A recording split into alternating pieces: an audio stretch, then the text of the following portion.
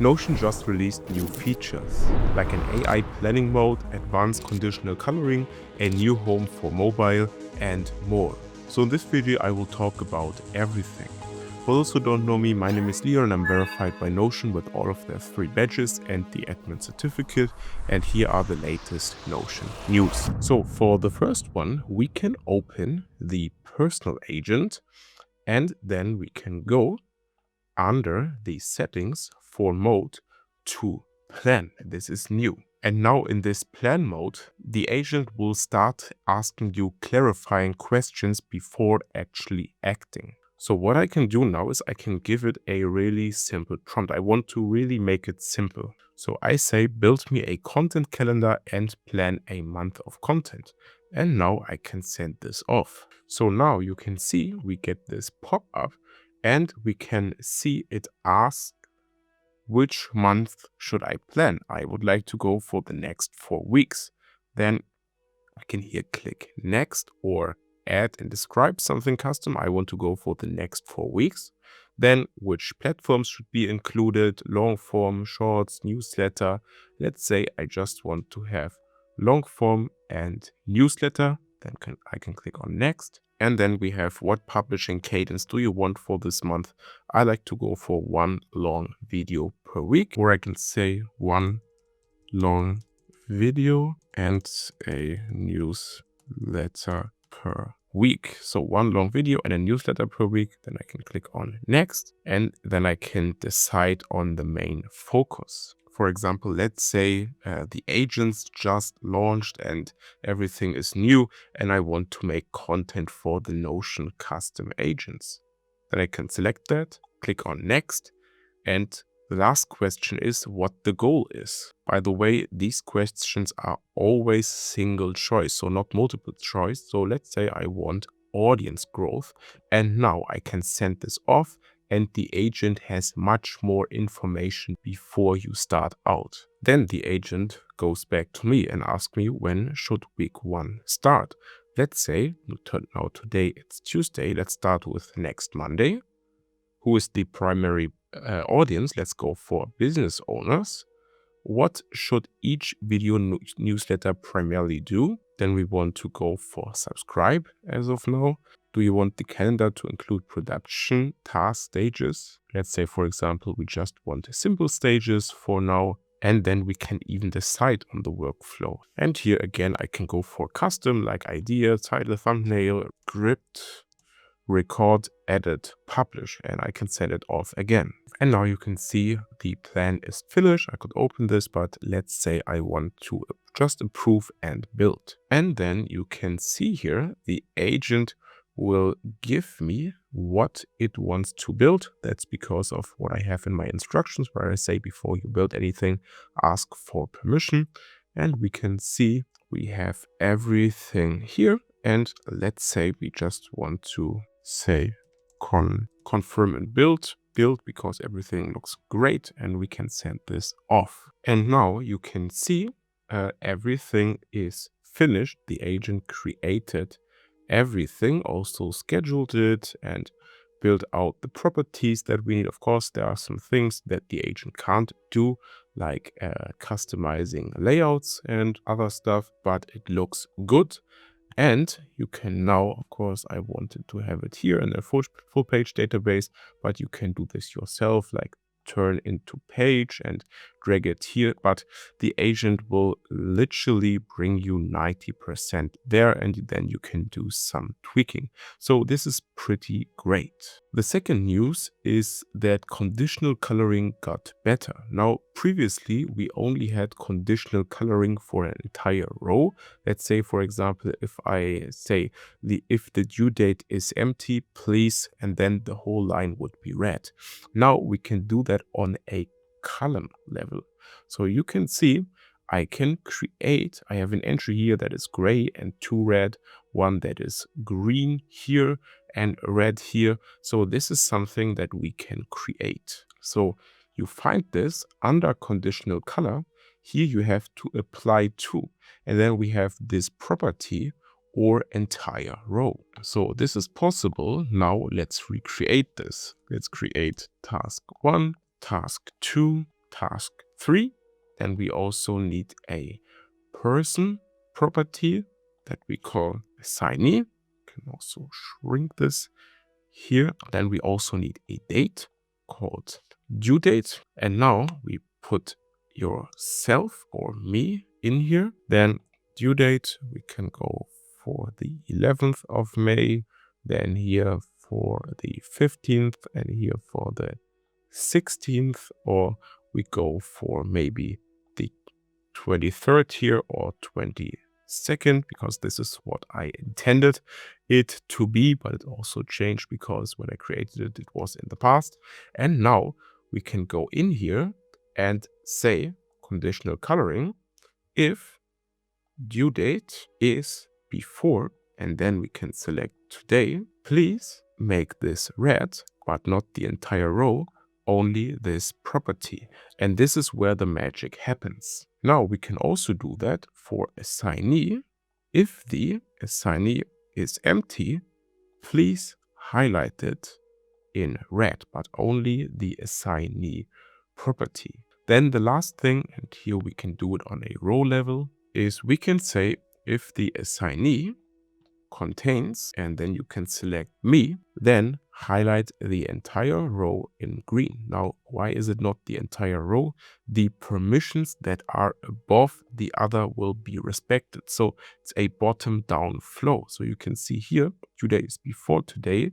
So this gets red, but every other property where nothing is above this one will get green.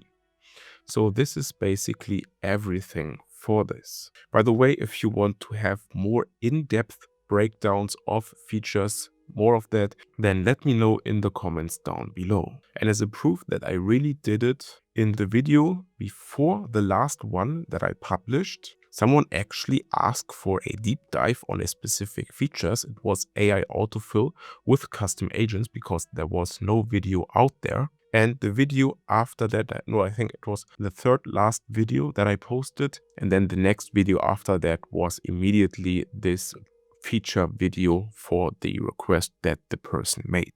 For the next update, we need to go in the library, and we previously had some really cool things with team spaces, recent, favorite, shared, private, and then AI meeting notes. Now we also got a tab for custom agents, and I really like this because previously we only had it in the sidebar, but this can become really cluttered. Now here you have a very good overview if you have multiple custom agents running. The next update is actually something I can't show you, I can just tell you about. I don't have this available, but it's the new home on mobile. The new home on mobile actually fits the aesthetic of the sidebar here on the desktop way more, but I will put the video of the demo from Notion in the video description down below. By the way, if you like what I do and you want to support me, leave a like to this video and maybe consider subscribing. For the next news, we need to go back to our material, and the first one, we need to go in the first database here, and you can see we have different entries. Now, the first entry is verified and linked to the upper database, also has an amount. The second one, you actually can't see this because it got archived. And the third one has no verification, it's not linked, and has no amount. Now, what you can see in the second database is you can see this looks a bit different. This looks different to all the other entries, and I can do even more here. Because what I can do here is, let's go over to the right side in our relation, I can actually decide what I want to see here with this filter. I can say all pages, excluding archived. I can say all pages, including. I can say all pages, excluding archived. So archived even. I can say all pages, excluding archived. All pages, including archived. I can say, remember, page 1, or entry 1 was the only verified. I can say verified pages only or archived pages only. These are the options that you can choose. Now let's actually stay on this ground and let's go in the second database here. And remember, in database 1, every entry has an amount in dollar. And what we have in rollups is a new option that is similar to this inherit function in the new chart that we got, the number chart, where you can say decimals and the number format should be inherit, or you can do it manual. And you can see, actually, let me show you this. You can see here it's $, $10, $20 with 2 decimal places. And here you can see I have it in euros, still with 2 decimal places. Now I can also reboot this with you. For this, we need to access, let's go for example for entry 1 here. Then we need to create another rollup. Here you do everything as always. Select the relation, then select the property amount, and then let's say sum. But what you have available now, if you click on edit property, is these 2 new options. We can go for another number format. Let's go for euro here. And let's say we don't want any decimal places. So now you can see I didn't change the original entry. It's still, I can show you, it's still $10. But here I can just say in the rollup, please display it differently, and how this is up to you.